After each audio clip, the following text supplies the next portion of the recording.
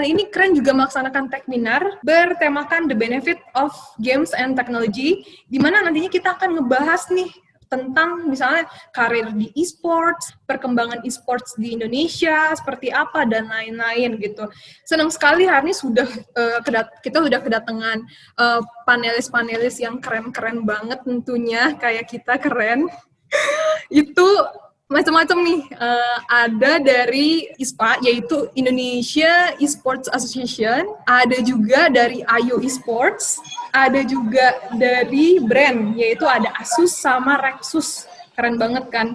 Nah, sebelum kita masuk ke sesi berikutnya, saya mau menyapa dulu nih satu persatu panelis kita pada hari ini. Nah, yang pertama-tama saya mau menyapa dulu, yaitu ada Bapak Erlangga Putra, selaku Wakil Sekretaris Jenderal Indonesia Esports Association atau ISPA. Beliau juga sebagai Asisten Manager of Indonesia Esports Teams, dan ternyata beliau juga CEO dari PT Erlangga Bara.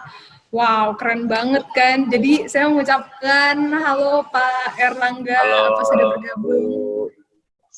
Halo Pak, apa kabar Pak? Baik, sehat ya. Gimana kabarnya? Semoga stay safe semuanya. Baik, Mbak. Sehat. Terima kasih banyak. Sip, Pak, saya nyapa yang lain dulu ya, Pak ya. Siap. Oke, baik. Sip. Selanjutnya, saya juga mau menyapa, yaitu di sini ada, bilangnya Cici Cantik ya.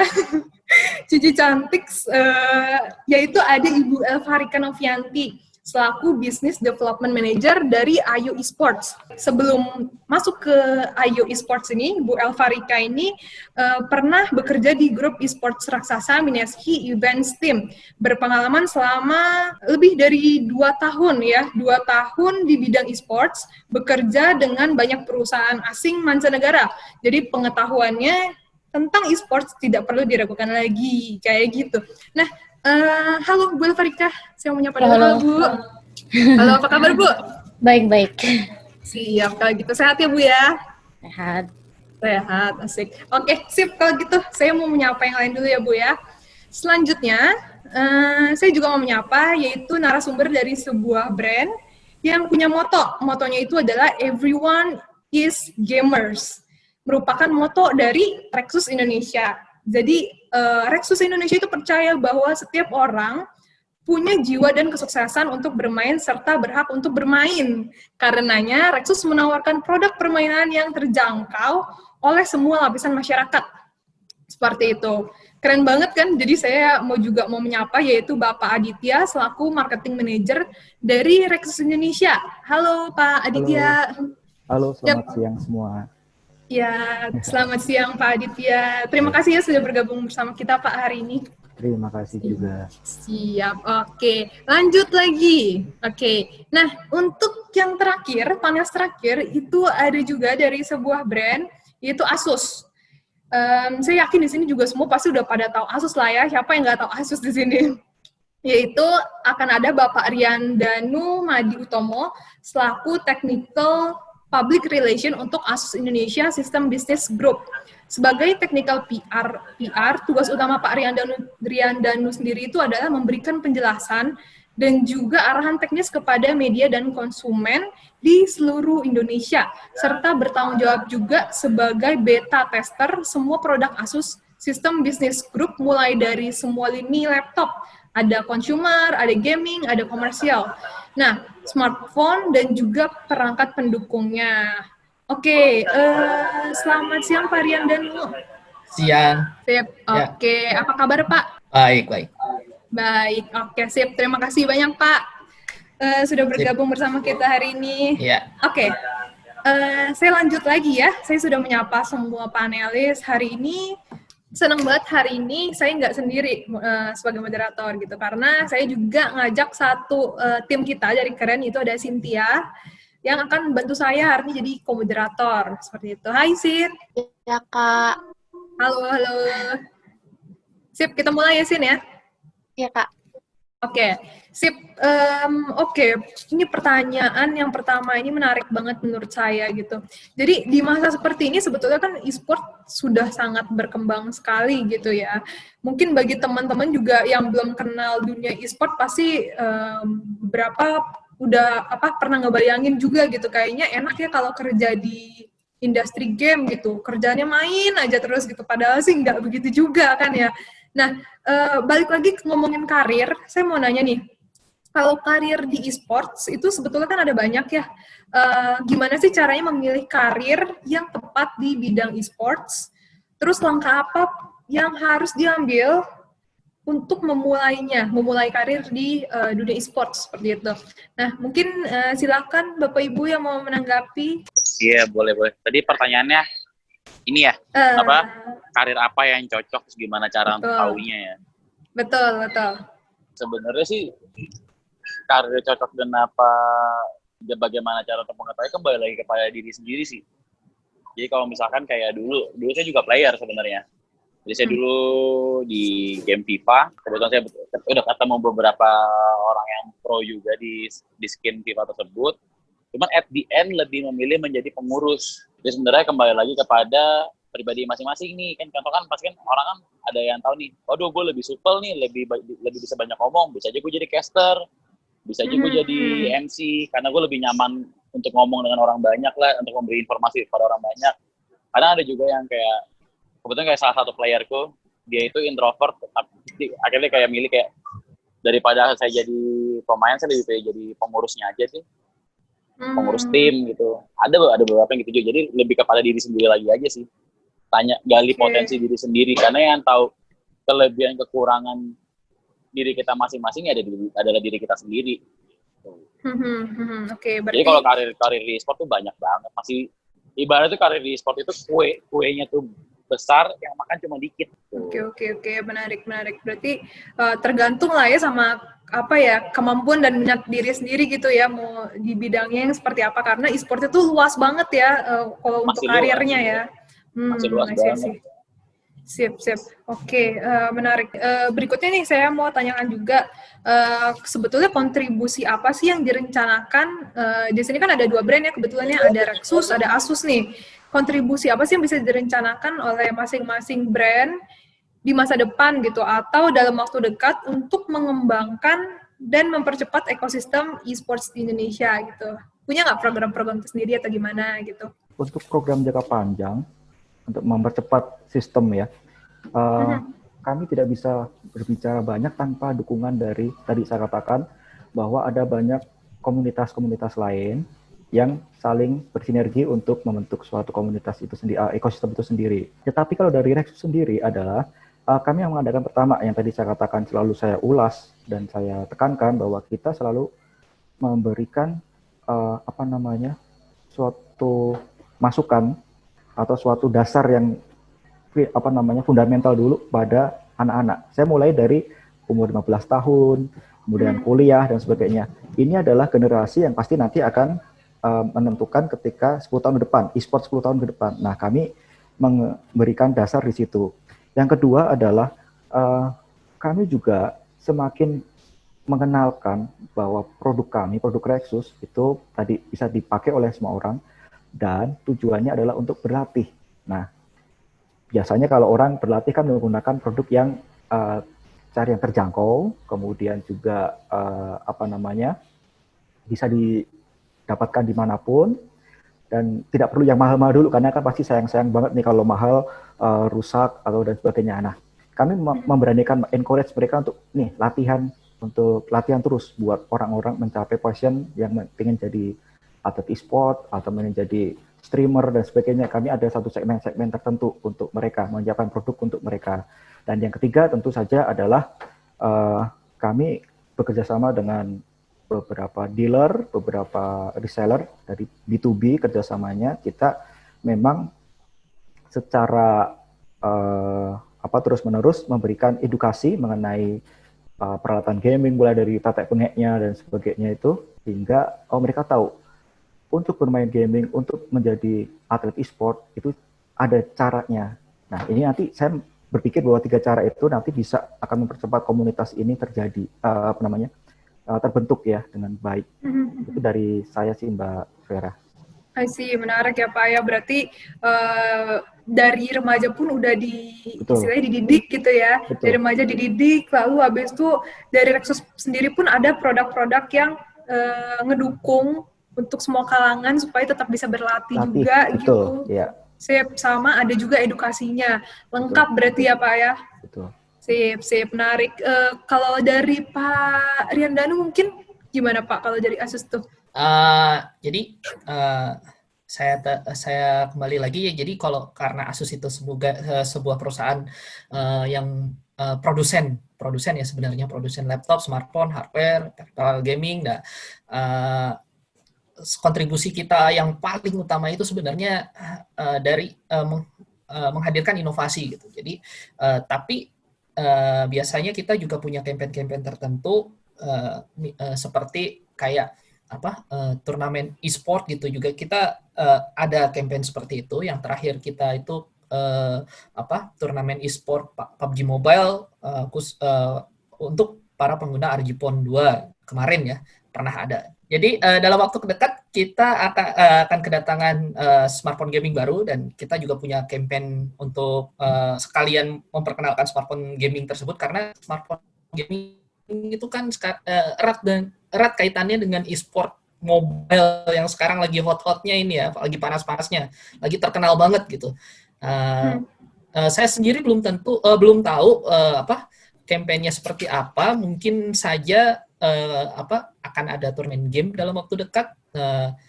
Itu belum diumumkan oleh tim marketingnya karena saya public relation di sini, jadi belum ada infonya. Tapi berkaca dari tahun lalu kita setiap kali kita menghadirkan produk gaming bertemakan e-sport pasti ada eventnya gitu. Biar gamer itu tetap aktif di dunia e-sport meskipun dalam keadaan yang di tengah pandemi ini. Gitu. Kita punya kayak gitu.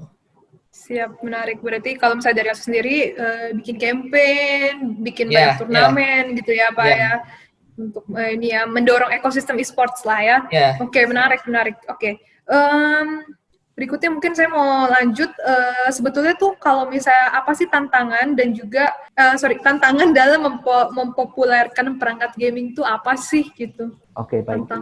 Tantangan yang terbesar buat kami adalah, karena kami adalah brand lokal, tentu tantangan yang terbesar buat kami adalah bagaimana meyakinkan customer, meyakinkan khalayak bahwa produk dengan brand lokal itu pun bisa bersaing dengan brand-brand yang sudah blue ocean ya, memang sudah sudah sangat luas, sudah sangat established. Nah, bagaimana cara meyakinkannya? Kembali lagi, saya selalu menekankan mengenai edukasi. Kemudian yang kedua adalah mengenai after sales service. Jadi edukasi itu pertama adalah ketika yang saya temui adalah saat ini segmentasi kami adalah anak-anak. Dan itu bisa dilihat bahwa kebanyakan gamer, saya mengatakan gamer ya, bukan atlet e-sport ya, gamer itu adalah anak-anak. Nah, mereka belum tahu baik secara teknisnya, apa itu RAM pun mereka belum tahu. Nah, atau apa itu MCU belum tahu. Nah, kita mulai dengan edukasi itu, kita bentuk mereka, tahu MCU seperti apa, mouse dengan DPI atau sensitivitas yang baik itu seperti apa, berapa sensitivitas untuk main FPS, itu ada, kita selalu edukasi itu dulu. Itu yang pertama, langkah yang pertama kita lakukan untuk menjawab tantangan itu. Yang kedua adalah kami juga melakukan after sale service itu seoptimal mungkin. Misalnya begini, orang sudah membeli, kemudian tidak tahu cara menggunakannya. Nah, pos-pos untuk layanan after sale service kami seperti call center, kemudian juga ada chat di sosial media dan sebagainya, itu kami arahkan untuk membantu mereka agar bisa menjawab itu dengan cara yang mudah gitu. Jadi kita selalu mengadakan grooming, cara menjawab seperti apa, product knowledge-nya seperti apa, dan kemudian kita juga bicara mengenai RMA, jadi Return Merchandise Authorized gitu. Bagaimana supaya misalnya ada produk yang rusak, cepat kita handle gitu. Nah, cara seperti ini, saya merasa bahwa dengan cara seperti ini, kami bisa bersaing dengan brand-brand yang memang sudah punya nama, sudah established seperti itu. Mereka punya segmentasi pasar, kami juga punya segmentasi pasar. Itu sih yang saya tekankan dalam menjawab apa tantangan terbesar di mengenalkan produk gaming itu, Mbak. Menarik. Sip, kalau tadi berarti kalau kata Pak Aditya bilang kalau brand lokal juga maksudnya sebuah tantangan lah, brand lokal harus tetap eksis gitu kayak kelihatan menarik banget. Sedikit informasi juga nih teman-teman Bapak Ibu, Rexus juga waktu itu jadi partner kita juga di event ICEE waktu itu, makanya kita sempat ini keren Rexus. Oke, sip. Kalau dari Pak Riandanu mungkin mau menambahkan lagi, silakan Pak. Kalau dari Asus itu tantangan utamanya sebenarnya bagaimana kita mendengarkan permintaan gamer yang sangat spesifik. Gamer kita itu, gamer user kita itu kalau minta fitur gitu misalkan, saya pingin fitur seperti ini, sangat spesifik sekali karena market kita itu gamer yang sudah sangat mengerti teknis, gamer yang entusias, jadi mereka butuh fitur yang advance gitu, yang beneran sangat spesifik. Dan jadi bagaimana kita menghadirkan itu ke semua line up produk kita, ke line up produk kita gitu, bukan. Terus Asus sendiri kan memiliki tim R&D khusus ya untuk menciptakan produk gaming tersebut. Nah, salah satu tugas dari tim R&D tersebut memang mengumpulkan data-data feedback dari gamer profesional, gamer yang menggunakan berbagai macam perangkat gaming, dan mereka pinginnya seperti apa, fiturnya seperti apa, kita berusaha untuk menghadirkan itu semua ya. Jadi memang itu tujuan utama dari ROG, menghadirkan inovasi terbaik untuk para gamer, itu nomor satu kita. Jadi dan effort tersebut yang membuat kita sekarang menjadi brand gaming nomor satu di dunia sebenarnya itu. Masih sip, berarti beda nih soalnya ya kalau misalnya Rexus sama Asus gitu ya. Kalau Asus tuh lebih ke menghadirkan inovasi gitu ya, sesuai sama permintaan dari profesional gitu ya. Siap kalau gitu. Oke, selanjutnya mungkin bisa dibantu Sin? Ya, jadi aku ada pertanyaan nih sama Kak Elva. Kan Kak Elva dari Ayo Esport ya, jadi itu aku pengen nanya, ada masalah apa sih atau ada kendala apa aja dalam menyelenggarakan event e-sport seperti itu? Jadi sebenarnya sih kalau untuk masalahnya sekarang ini lebih ke satu, mungkin itu ya benar yang dikatakan Pak Aditya tadi, masih kurangnya edukasi dan juga kesadaran masyarakat terhadap gaming dan juga e-sports. Maksudnya jadi mereka masih belum mau terlalu terbuka untuk melihat sisi baik dari hal ini juga. Terus yang kedua juga yaitu itu adalah keterbatasan sumber daya yang kita miliki di Indonesia. Jadi kayak human resource-nya, jadi kayak benar tadi yang dikatakan Pak Erlangga juga, maksudnya kayak terkadang kita masih kekurangan orang untuk menyelenggarakan event, padahal kuenya itu sangat besar di Indonesia dan potensinya itu sangat besar.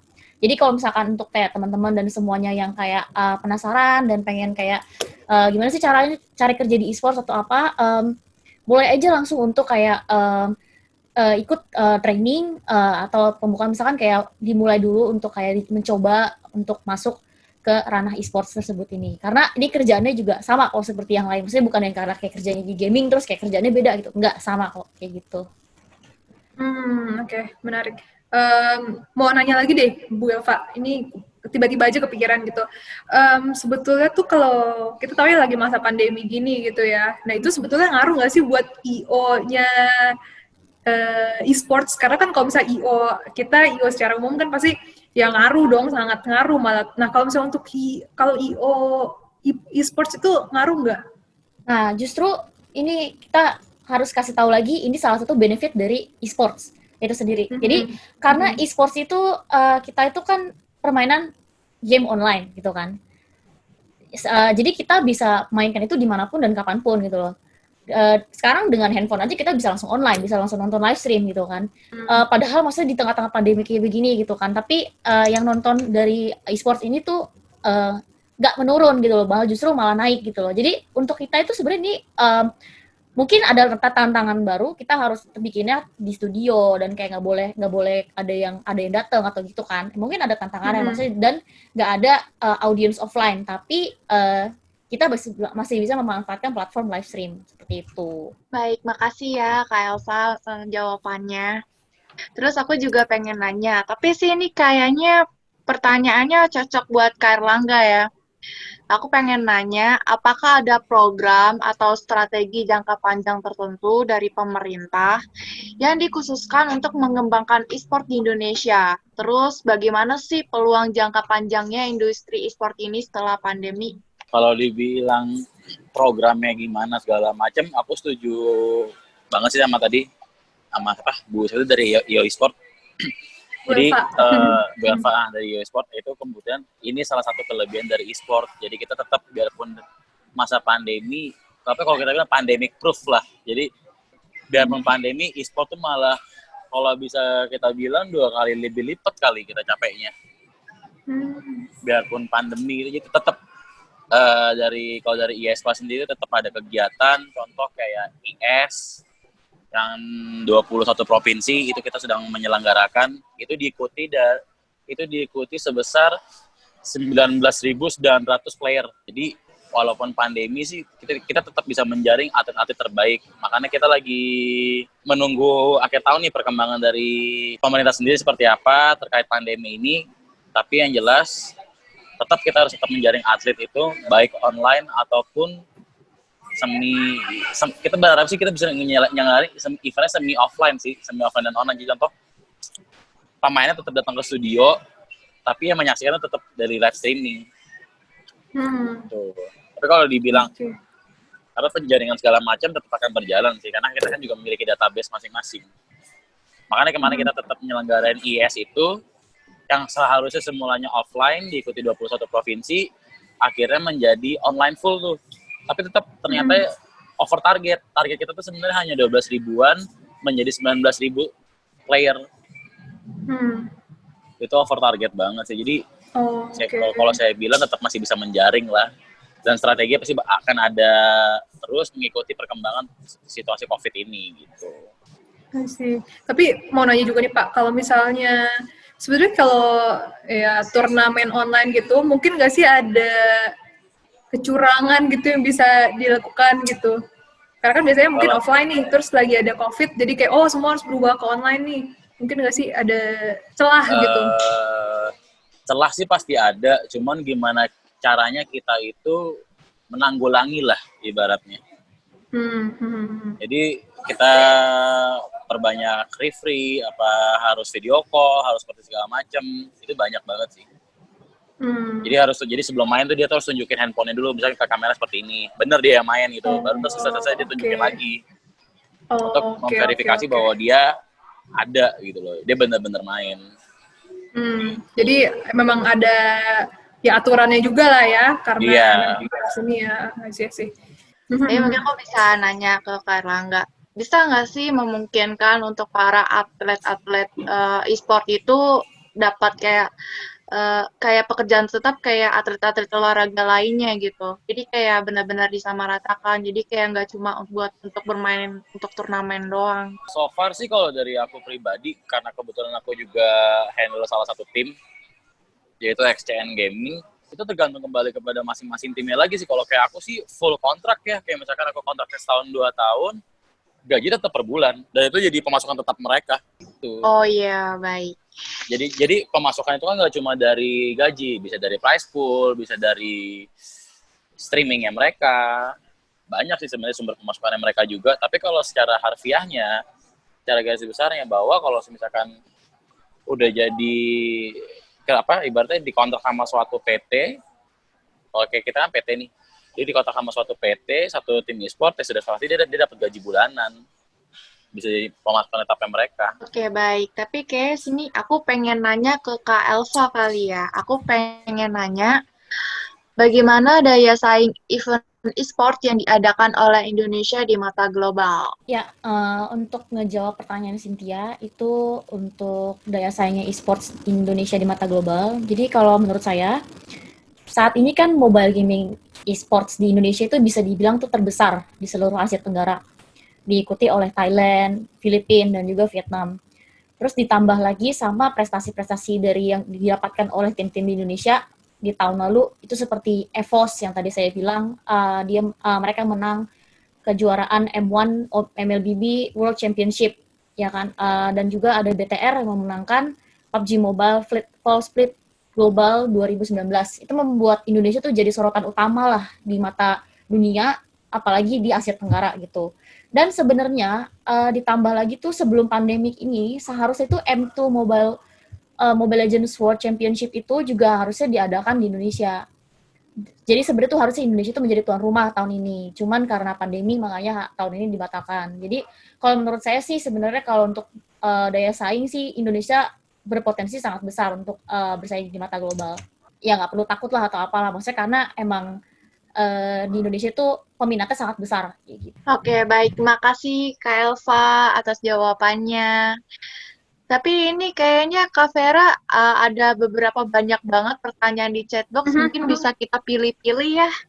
Boleh, boleh. Aku juga nih lagi lihat-lihat nih. Ada juga yang menarik sebentar. Oke, ini dari Pak Rusdiansyah aja. Yaitu mau tanya, kalau sekarang e-sport itu udah menjadi cabang olahraga, kira-kira ada rencana nggak untuk e-sport ini dimasukin ke kurikulum sekolah? Nah, YOLO.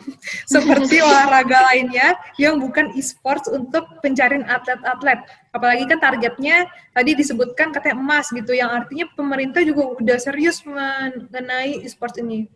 Kira-kira udah pernah dengar info belum, Pak, Bu? Kira-kira apa e-sport ini bisa jadi cabang olahraga di sekolah gitu, salah satu kurikulum? Mungkin bisa dari Kak Erlangga ya. Oke, untuk e-sport menjadi cabang olahraga atau kurikulum di sekolah atau universitas itu sebenarnya udah pembahasan dari tahun lalu. Kebetulan pas saya di SEA Games pun itu wartawan-wartawan dari saya itu nanya ke saya, Thailand, Singapura sama Filipina itu tersendiri itu menanyakan gimana caranya e-sport bisa masuk ke kurikulum. Jadi itu sebenarnya dari kita tuh dari IESPA beserta federasi-federasi Asia dan internasional lainnya itu sedang mengusahakan untuk itu masuk ke kurikulum. Tapi kan susah, tapi bukan berarti tidak mungkin. Karena kan banyak, pasti dari komite itu banyak bersinggungannya lah. Apa nilai positif e-sport segala macam. Tapi per tahun ini kebetulan kemarin saya juga baru selesai dari gedung DPR. Kemungkinan habis masa reses anggota Dewan itu kita langsung dipanggil untuk membahas bagaimana e-sport itu bisa masuk ke, karena targetnya itu e-sport itu 3, pendidikan, rekreasi, dan prestasi. Jadi sebenarnya memang sudah sudah banyak yang nanya, bisa nggak e-sport masuk kurikulum?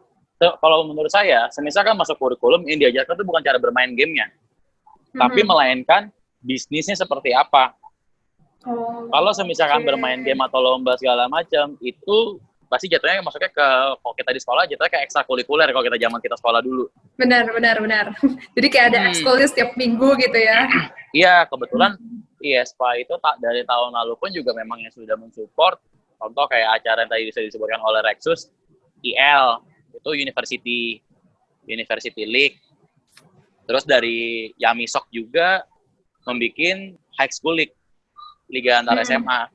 Nah, di High School League itu juga dan dia sendiri pun tidak boleh sekedar, wah gue mau mewakili SMA ini nih, kampus ini, nggak boleh. Harus kalau misalkan harus ada surat resmi dari kepala sekolah atau dari rektor terkait.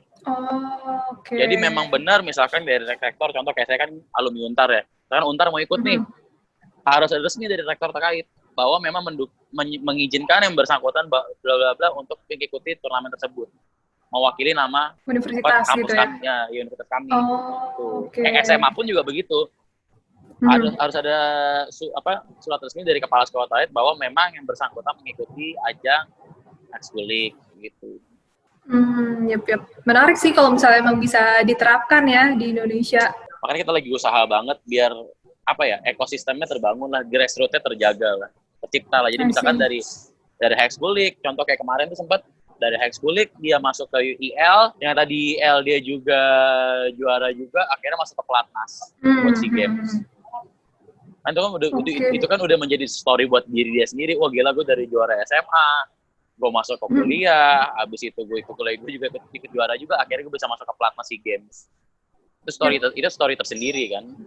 Betul, betul. Seru sih kalau misalnya emang bisa seperti itu gitu ya. Dan kalau misalnya, saya setuju sih kalau misalnya mungkin kalau yang diajarkannya bisnisnya gitu, itu akan lebih baik gitu. Karena memang ya nggak semua murid juga mungkin tertarik gitu kan ya sama sama games gitu kan, games online gitu.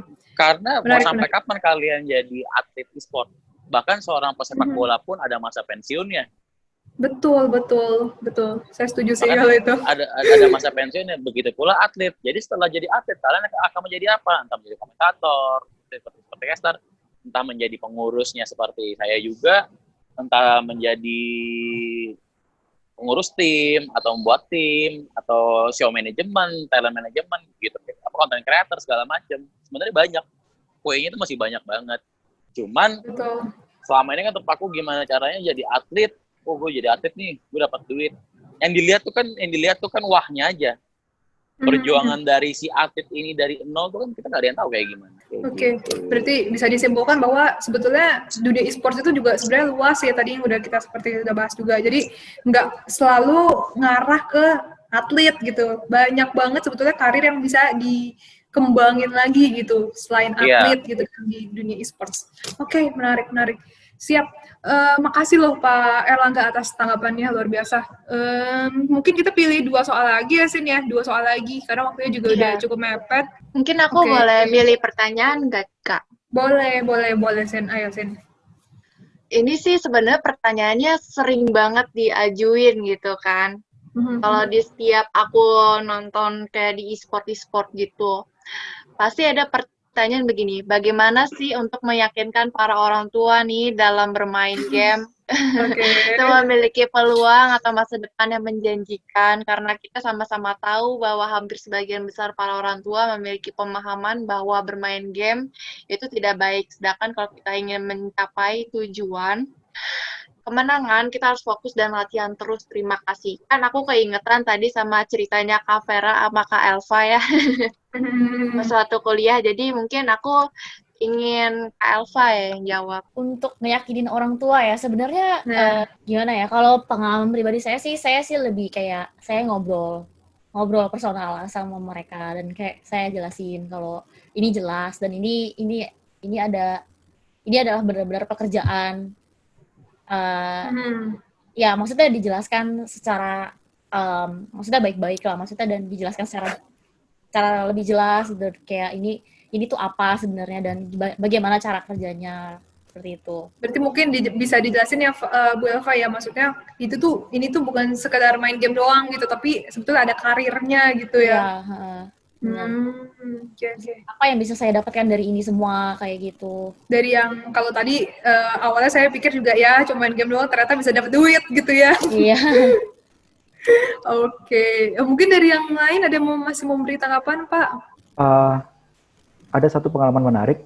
Waktu itu kami bertemu dengan orang tua ketika kami memberikan sebuah roadshow, atau bukan roadshow ya, seminar kecil begitu di Jubile, di sekolah Jubile di Sunter.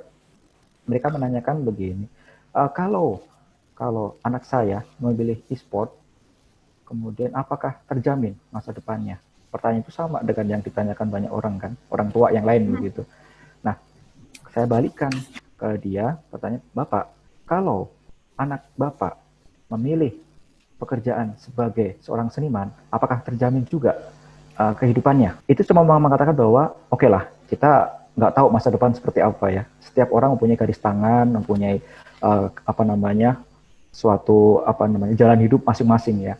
Nah, tetapi kan yang kami tekankan di sini adalah kami hanya ingin mengencourage orang tua. Tadi saya katakan dalam presentasi saya, mengencourage orang tua bahwa kita harus bisa terbuka dengan sesuatu yang baru ini.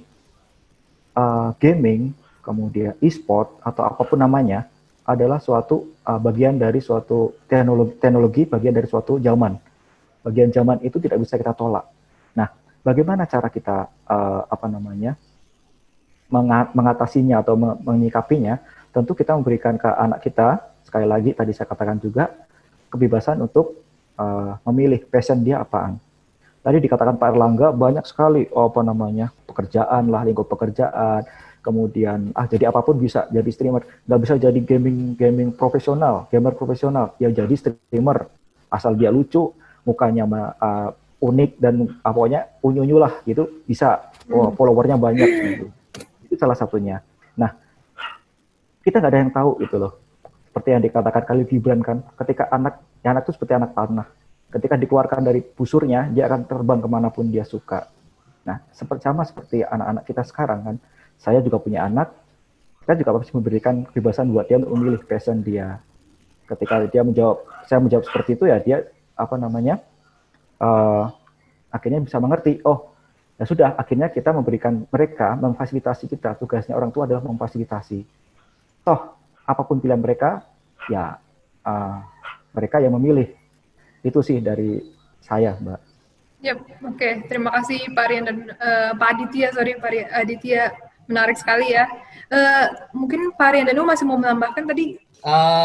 Ini sih pengalaman pribadi ya. Jadi saya di Asus sudah 2 tahun lebih kebetulan, dan saya karena saya technical PR, saya kenal dengan tim R&D dan tim teknikal dari HQ, dan mereka sebenarnya semuanya yang ada di tim ROG itu sebenarnya semuanya adalah gamer. Jadi atlet dan e-sport itu sebenarnya merupakan bagian dari industri gamingnya sendiri kalau saya lihat secara pribadi ya. Jadi industri gaming itu sangat besar, dan sebagian dari itu tuh adalah e-sport gitu. Jadi kalau teman-teman pingin berkarir ada hubungannya dengan game, Asus juga butuh sebenarnya para gamer.